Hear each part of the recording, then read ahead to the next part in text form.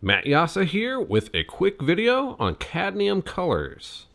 So cadmium is the element mixed into the glass to achieve the bright red and yellows and everything in between.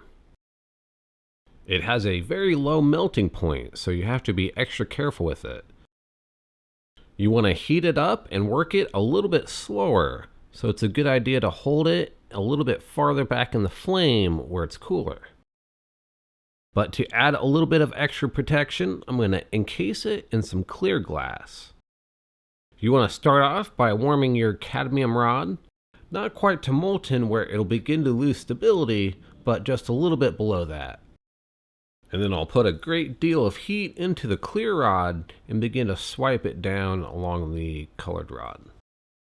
As I'm swiping it down at a little bit of an angle, it's kind of pushing the air out of the way. That and the heat, it's good to swipe it in the flame, make sure the flame's always following along in front of the clear rod. Now I'm going to heat the entire thing until the surface layer is smooth. I want to make sure that clear glass is a nice even layer. And then I'll attach a punty to pull it out. I'll give it a few moments to radiate and even out that heat. Now I'll slowly pull it out to the right diameter that I want the rod to be. I'll go into the back area here where it's a little bit thick to pull out a little bit more. And you can see the hotter area of the rods have turned a darker red, almost a black. But this is merely temporary, as it's kind of the cadmium glowing inside of the glass. So as it begins to cool, it'll return back to the same red it was. The same thing will happen to this yellow rod. It'll begin to turn a reddish orange. Here's another method of encasing a rod by using a clear tube. Here I have a 10 millimeter tube with a 1 millimeter wall thickness. That means the internal diameter is 8 millimeters. And since this is a 7 millimeter rod, it'll just fit.